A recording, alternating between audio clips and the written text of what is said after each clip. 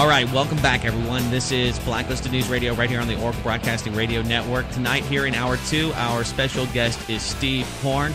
He writes for many websites, covers many issues, truthout.org as well as antiwar.com, some other very notables. He does great work, and he has been following a very important case that's playing out in Cook County. Steve, welcome to the program. Thanks for having me. Yeah, man, tell everybody a little bit about yourself and what got you interested in this case. Sure. So, for the most part, I write about the environment and energy issues, even things stretching from domestic oil and gas policy to foreign policy and how that relates to same thing, and going into things like imperialism. And so I've been following these issues for a while, and NATO was an interesting thing that happened to be right in my backyard. I'm from Madison, Wisconsin, so I decided to go to the summit, and there's a lot of big protests last year.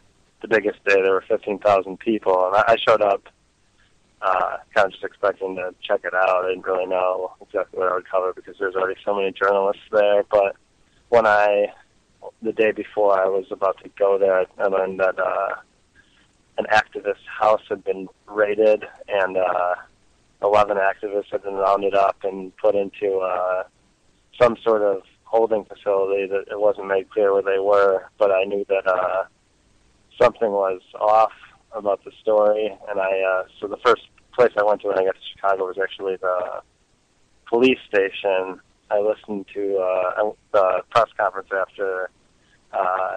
So of those 11, 8 were released, but only 6 were there when I went to the police facility, and 3 were there were no charges yet. They were still being held at that time, which was on May 18, 2012. But because I told you there's 11 originally, that means that 2 either escaped or were police informants of some sort. Right. And so then I knew that this was quite the plot, I guess, that was happening in Chicago. So that's when things got interesting. Okay, so you have some activists here. You have 3 of them. You have Jared Chase. He's from Keene, New Hampshire. Do you know if he's part of the Free State Project or if that just happens to be his location? I know that it's kind of a popular place. Yeah. He, all I know is that in his, I think his Facebook is still up. So if you look on his Facebook, he did show interest in like Ron Paul type of stuff. I don't think that he was I think he was too new to politics to know what that is. I know what it is, but I don't think that he knew. He got into politics when the Occupy Wall Street movement started. If you look at his Facebook page, there's really nothing on it that indicates that he was very interested in politics before that. So, but I do think that's, I guess, the fact that you mentioned that movement, and he happened to be in that place, he probably was at least somewhat informed by it. Maybe he may not have known the details, but he was actually part of the Black Bloc, and they're pretty notorious for having infiltration, and I don't know if you're familiar, but some of the other protests, the World Trade Organization protests that happened in the late 90s that turned quite violent, many of these Black Bloc people were being, according to activists and others, and the police themselves in some instances, being provocateurs that were on the payroll that the police were aware of. But that's a whole side issue. But it does show that this group seems to kind of be a haven for this kind of activity, Molotov cocktail creations, things like that seem to be classics to get activists in trouble. Yeah, you bring up a really important point about this whole story, and that's so it talks about how there was 2 missing pieces, those 2 people that, although 11 were rounded up, 2 weren't there anymore. Well, in the 2.5 weeks leading up to this very violent raid, which basically it was like not all that different than like an actual NATO type house raid in Afghanistan or something. They came in the full. They came in like the military. I mean, it was really violent. There's a story in Alternate about the nature of that raid that I recommend people check out. But long story short is, in the house that there were two police informants that I mentioned. Well, those two police informants actually met the three guys, Jared Chase, Brent Betterly, and Brian Church, in the Black Bloc on May Day, May 1st, 2012, at a rally in Chicago, a pretty sizable rally. And they inserted themselves into the Black Bloc as disguised as activists, but actually on the payroll of the Chicago police.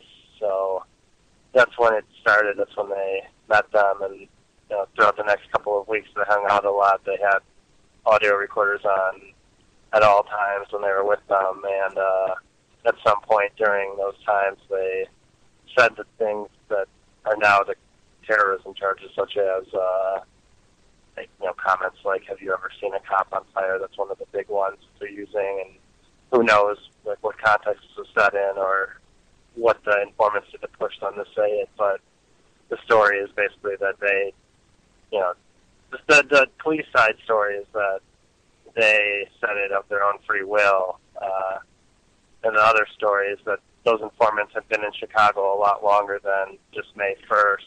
They had been operating on the scenes in the 2 months leading up to the NATO summit.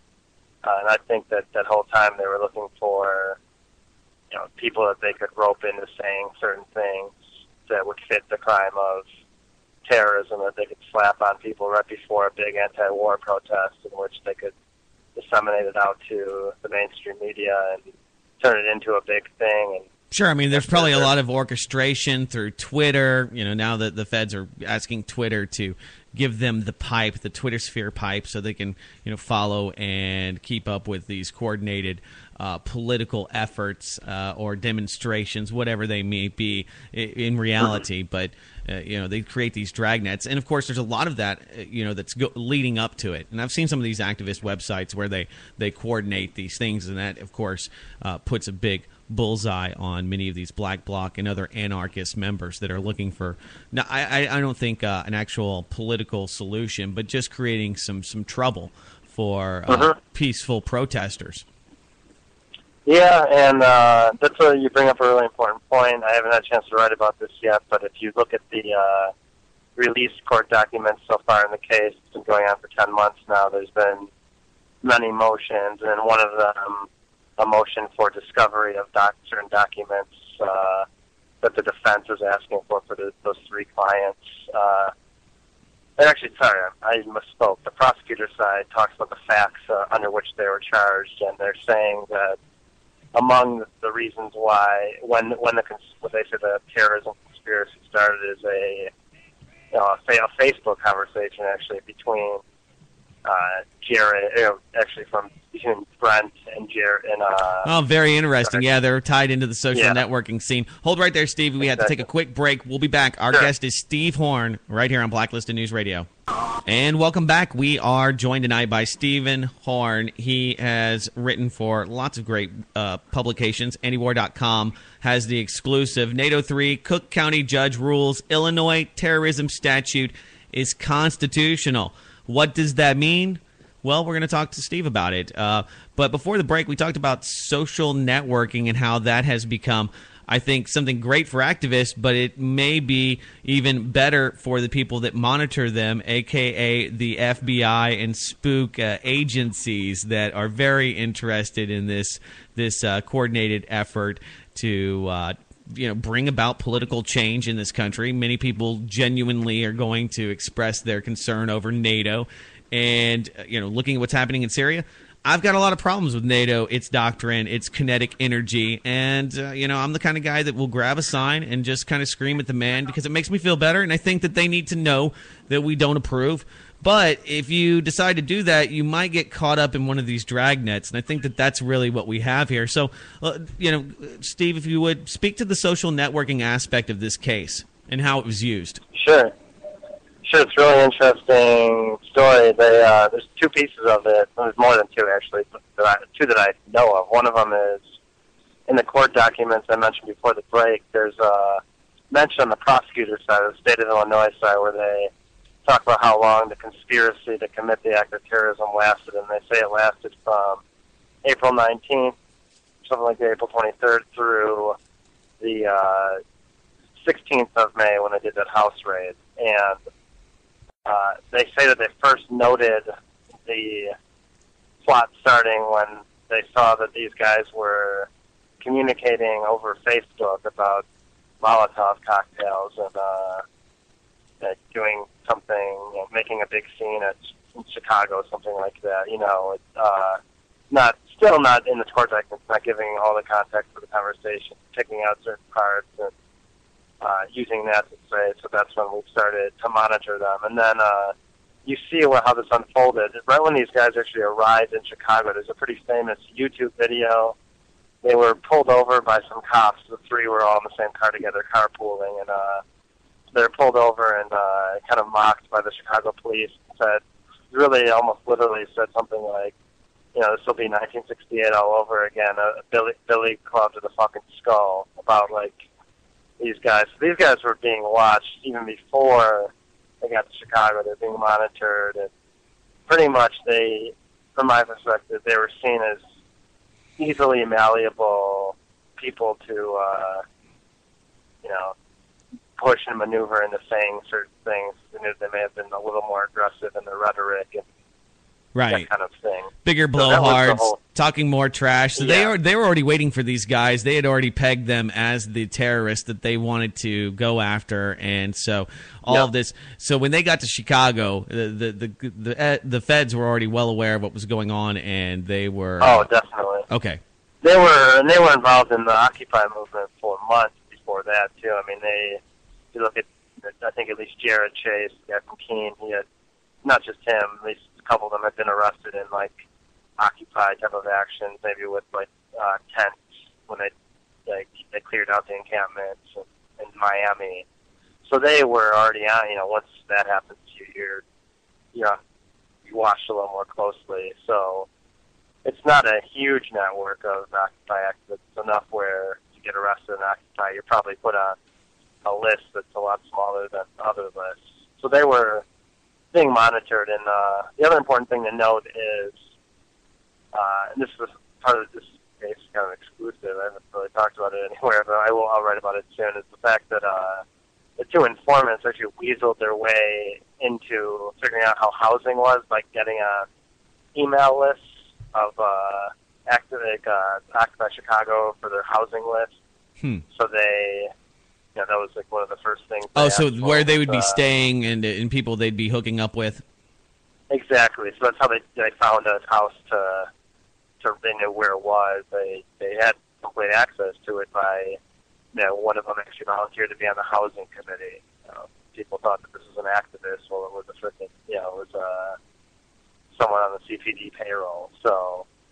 And I'm sure they tout this as a success. See, we found terrorism on the internet. See, that's why we're monitoring Twitter. I'm sure that this, will be just like many of the other sacrificial lambs in the ongoing terror war. So yesterday you were at this hearing, and you have this Cook County Judge Thaddeus Wilson. He says that this is he ruled the Illinois terrorism statute constitutional on its face. What does that mean? Sure. So important development in the court case was in January of 2013. The defense of the NATO 3 offered a constitutional challenge to the law under which they were charged with the Illinois terrorism statute. They said that on its face, the law itself is unconstitutional because it's so broad that it sweeps into First Amendment protected speech.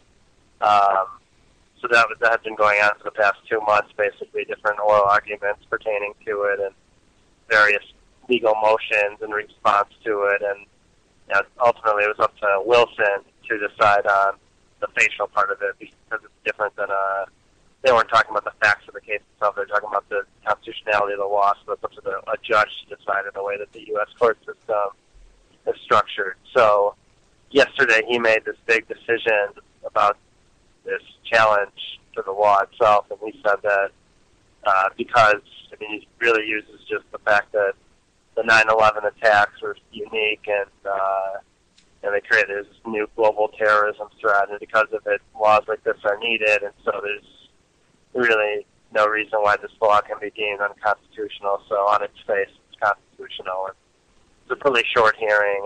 He wrote a 33-page, what they call it, a brief. I don't think that's a brief, but that's just the legal term. It's a 33-page brief on why he thought it was that way. And even within it, it's interesting. He still went out of his way to include one page about the facts of the case, even though this wasn't a challenge about the facts of the case. It was a challenge about the law itself. So he goes in there and mentions how these guys were plotting this terrorism attack with the Molotov cocktails and stuff. And it mentioned very briefly, or he mentions very briefly, a conversation that Brian Church thought that he was having with what he thought was a co-conspirator, and it was like a very offhanded reference to the undercover Nadia, or Gloves, what she was known by when she was a quote activist, although she was just a police officer. So right. That was the "Have you ever seen a cop on fire?" comment. He quoted that one. And so he never mentions it in his actual brief, and there are these undercovers there the whole time. Although it was key to getting, really factually, it's really important that they were doing that, even if it was, I guess, if you're going to mention the facts at all, he didn't really have to, but he chose to. So in doing so, he selectively picked, what facts, and didn't really talk about any of the context of how long they were in the community or how they were trying to push other people to do things, really showing that they worked really hard to manufacture this whole thing. Well, it's very interesting that they decided the court date was set for the 2-year anniversary of Occupy Wall Street. Do you think that there's a conspiracy there to bring this back? I obviously do. I'm that kind of guy, and so you don't let me put words in your mouth, but I think that this kind of shows the political aspect to it and how it's being used politically. Yeah, I don't think it's any coincidence that it is. Yeah. The whole thing is, it could have really, when you look at how it lines up, it will have been 16 months after the charges, after the original charges. That's when, really 16 months is a long time. They could have moved Convenient PR timing, no doubt about that, Steve Horn. Hold right exactly. there. We're gonna take a quick break. We'll be back on the other side. Don't go anywhere. It's Blacklisted News Radio. And welcome back. This is Blacklisted News Radio right here on the Oracle Broadcasting Radio Network. We're talking with Stephen Horn. He is our guest. We have been discussing this ruling that these charges are constitutional and the definition of terrorism is there. And we have some black bloc anarchists and a couple, dimwits that got a little too talky on the social media and got a little too brazen in their comments, and now they're terrorists. So this means that these kind of incidents are at least legally able to be pressed, as far as, I guess, the charges being that this is terrorism, just this conspiracy to build something. Maybe it just sounds like there's not a lot of definitive answers to exactly what this means. Yeah, so it's it's important to note that they are charged on 11 counts. Not all of them are terrorism charges. So on top of the terrorism charges, there are also charges like attempting or plotting to commit an act of arson, a bunch of other ones. Sure. That still would have been in play even if Wilson would have decided that the terrorism. It would have been really unlikely that Wilson would have done that. Say he would have.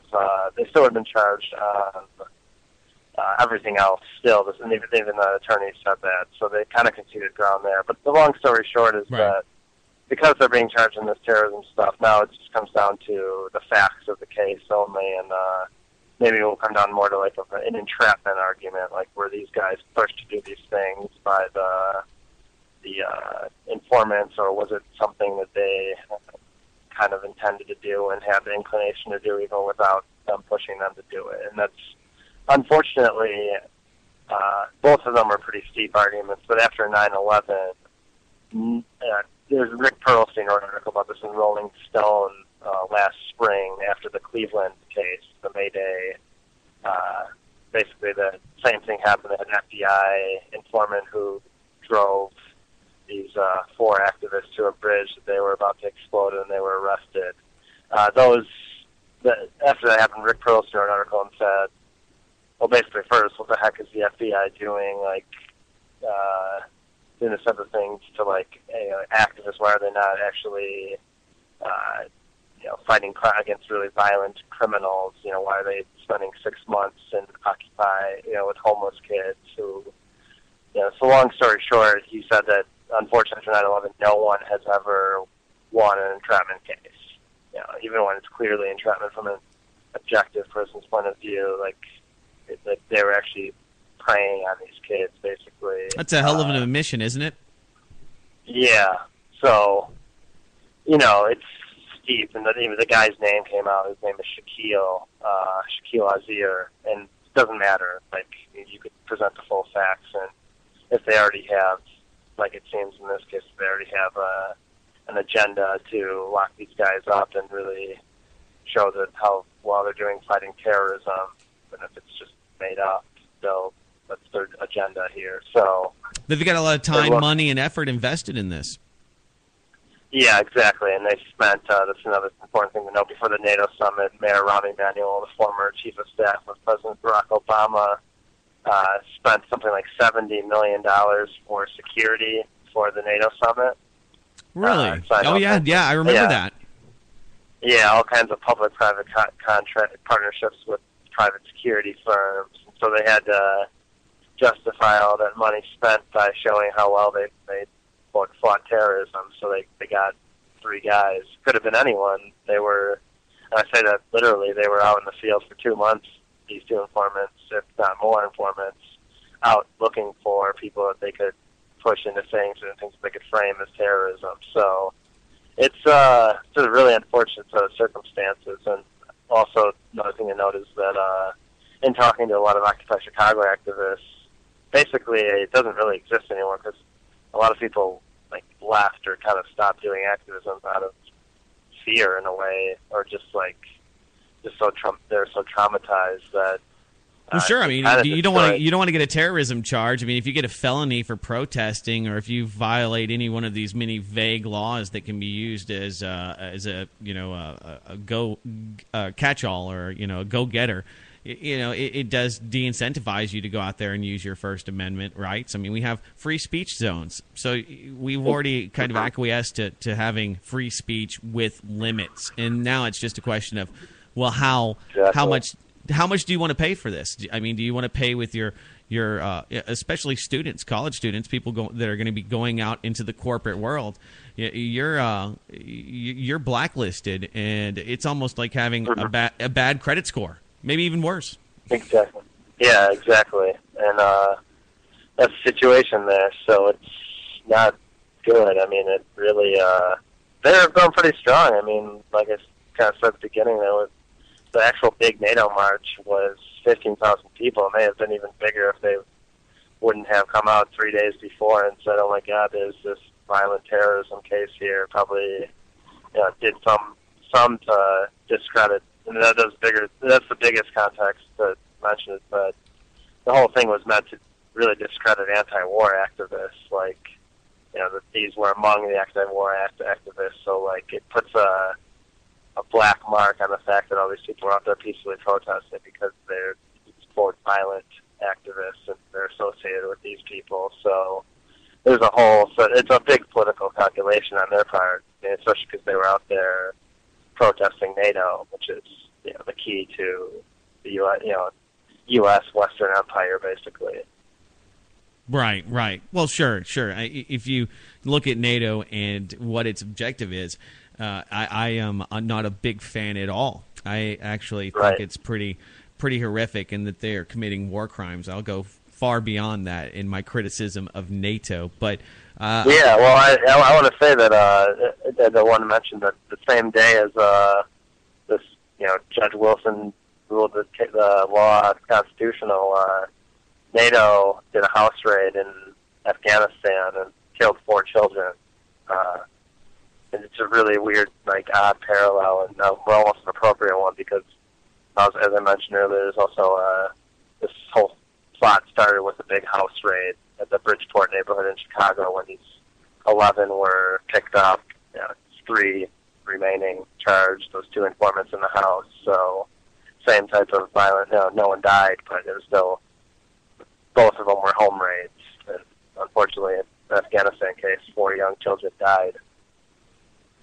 Right. Wow. Well, yeah, and it's become so highly unpopular. I mean, just looking two years forward from this, almost, it's pretty amazing that we now have all of this talk of drones, and I think we have well over 3,000 people that have died at the hands of remote controls.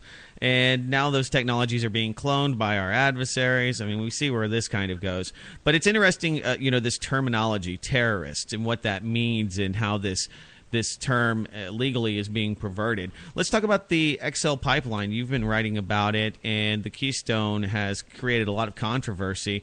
The politicization of the EPA estimation of the impact that it will have on the environment, but just looking at activists and other people out there that oppose it, and how this could maybe be applied to them.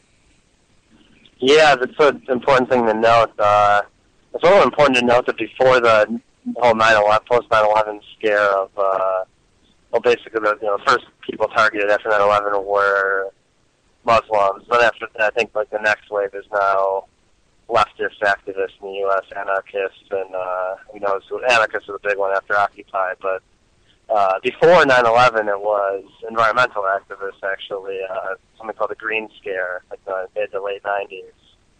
Running up to the Battle of Seattle and to protest the World Trade Organization. And looking at the tactics they used, I could easily see that happening again, where people are called eco-terrorists. There's already laws in the books to fight eco-terrorism. That could mean things like what the Department of Homeland Security would call Keystone XL Pipeline, a piece of critical infrastructure to national security. That means that if you're out blocking it, like they're doing the Keystone XL blockade, those people could be deemed, if the powers that be deem it so, terrorists. They could be deemed eco-terrorists. There's already been hints of some troubling things to come because some members of the Keystone XL blockade who have been really involved were sued by TransCanada with a SLAP lawsuit or a cease and desist, meaning basically stop doing this or else.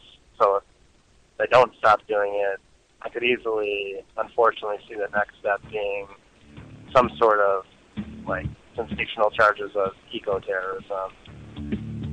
Right, sure, absolutely. Okay, we'll talk about that on the other side and much more. Final segment is upon us, and our guest is Steve Horn. Check out his work. You can find the links to him at blacklistednews.com. Never before have we had the opportunity to reach so many people, and never before have we seen technology being used by the government to try to restrain that. Here in the United States, you can at least, if you're smart, you can still say what you want to say on the internet. In Russia, maybe not. In the Middle East, probably not. And in China, you will get re-educated. You might have to go to a camp to learn to love government and Big Brother once again. So we're talking about this the Keystone XL Pipeline.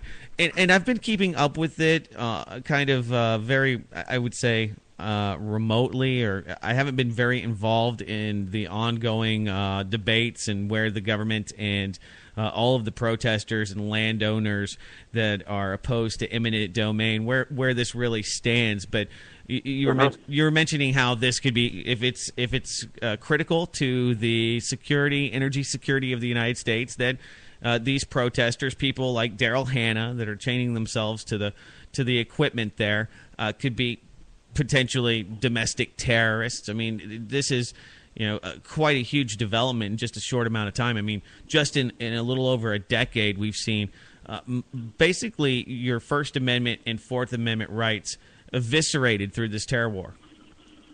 Yeah, and this one's important because but at least in terms of people who are animal rights activists or eco activists, they actually saw their rights kind of go down the toilet even before 9/11 because of the there's actually a Supreme Court case I think being considered now one of these laws, the Animal Enterprise Terrorism Act, when you like target a animal enterprise if it's like you are doing something. It's the same thing, like critical infrastructure for the food system. So Sure. that was a really controversial act because it was so written so broadly that it could sweep up almost any type of animal rights activism into it. Well, I mean, so they've been facing this since before 9/11, but after 9/11, it really gave, there's even more monitors of it, lots more money to devote to cracking down on things like this. So, if you just Google Department of Homeland Security and critical infrastructure, you'll see how much literature and how many laws there are out there that say that, if you don't, basically if you're doing what they're doing, it's kind of creepy to say, but like, if they really felt like whipping out a law that said that they're blocking critical infrastructure, they have the right, basically they've given themselves the legal right to do so. So that's a pretty alarming post 9/11 development with the whole critical infrastructure thing. That was not on the books. Cautionary tale, don't implicate yourself. Don't give anybody more evidence against you. Do not give everyone... and that's one of the things with this radio show. I mean, God only knows what people would go back and look through and find all these, sideways comments that I've made. And they're like, this guy is absolutely dangerous. But I put enough comedy into the show, Steve, that they would probably dismiss it and say, this guy's he's not a real threat. So... that's what you have to do. You can't go on the internet and start telling people that you're going to build a Molotov cocktail, because even if you're not going to do it, they might use that against you, or Exactly. you tell people your motivations. Why are you doing this? And they can absolutely use that against you in the court of law. And I think a lot of people are kind of getting used to this. You can't coordinate your protests or your revolutions through Twitter, because it might not work out. Exactly. And I want to go back to the Keystone XL Pipeline for a second, because there's an interesting parallel I pointed out in one of my recent articles about and it even relates to this whole notion of terrorism and stuff. And that's the group that did the consulting for the State Department on this pipeline. The State Department's overseeing it because it crosses from Canada to the U.S., so they have the final say in if more than half the pipeline is approved. So they contracted out an environmental and social impact study to a group called ERM Group, or Environmental Resources Management Group, which I pointed out did a study, same type of study in the Caspian Sea area, the BTC pipeline, the Baku Tbilisi-Ceyhan pipeline, which goes from Caspian Sea and Baku to Tbilisi, Georgia, out to Turkey, where it's exported to the global market. And they talked about how it creates so many jobs, and also all the good things. They highlight that. They always put that in the front. Yeah. I hope that you won't read all of the other things way back in the back. Exactly. And the parallels that are really important to note. One of them is that they signed a treaty that was basically like eminent domain, in which they have the right to say that our private interests are more important than your private land interests, so we can build this pipeline there. And they wrote a treaty up. It's the same thing as with Keystone XL. Eminent domain is being utilized to clear cut trees on people's land and take, basically expropriate people's land. That's an important parallel. I think the most important, kind of the one that most maybe don't realize, is that along this pipeline, in particular, one of the guards of it, as part of the Caspian Guard initiative of the Pentagon, contracted out was a firm probably a lot of listeners are familiar with, called Blackwater USA. Jeremy Scahill calls it the world's most powerful mercenary army, and they were one of the firms that basically, they're maybe still there, looking over this BTC pipeline. So it portends that if things got, Oh yeah, they're going to have private military contractors, whether it's Blackwater now Academy that wins that contract, or the remnant of Wackenhut, whoever it may be that'll be doing that. Wackenhut is a good one, yeah.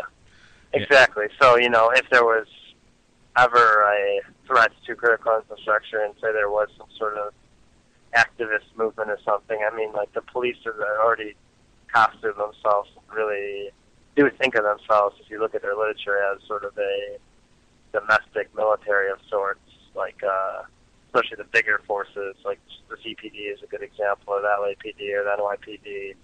I'm not trying to alarm people or anything. I'm just saying that it's important to learn the lessons of this other pipeline and like what it did to that area, because it really displaced a lot of people and basically it's completely militarized the region around where that pipeline is.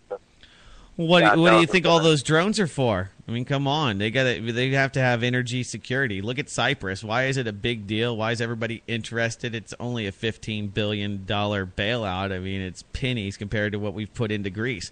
But they're on that Leviathan gas and oil field, So, I mean, there's plenty of geopolitical and global interests in all of these regions. And right here in the United States, I would think that they would protect it the same way that they do in, Iraq.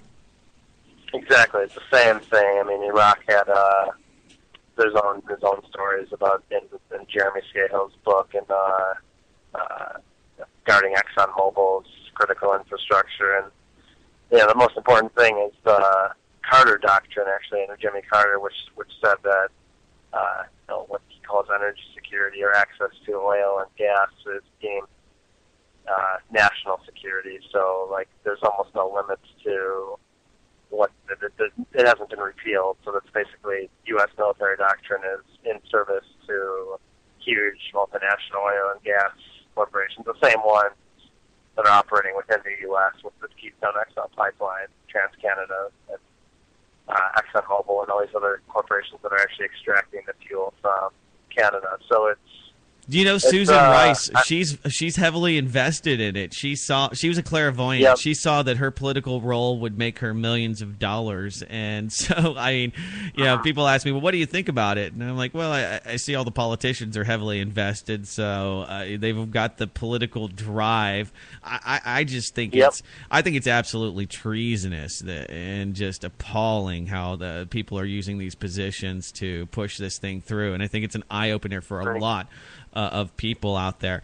I myself look at it, eminent domain's a huge issue, and that is the whole idea that the public's need is greater than your individual freedom. Steve, we're gonna have to leave it there, man. That's the end of the show. Thank you so much for coming on, and I cordially invite you to come on the podcast as we roll that out as well. Sounds good. My pleasure. All right, man. Thanks. And guys, thank you so much for listening tonight. I do appreciate it. And we will be back for the final show right here on the Orc Broadcasting Radio Network, the Friday Free-for-All tomorrow. So until then, have a great evening. And to all of you, take care.